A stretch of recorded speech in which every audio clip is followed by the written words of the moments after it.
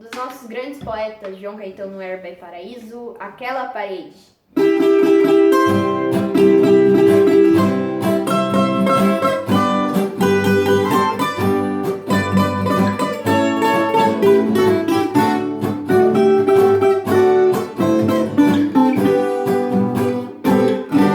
Achei a parede da antiga morada, toda espinhada de giz e carvão. Lembrei dos irmãos da nossa turminha e a minha mãezinha ensinando a lição. Parede que sempre papai repintava, mamãe se esforçava pra gente aprender.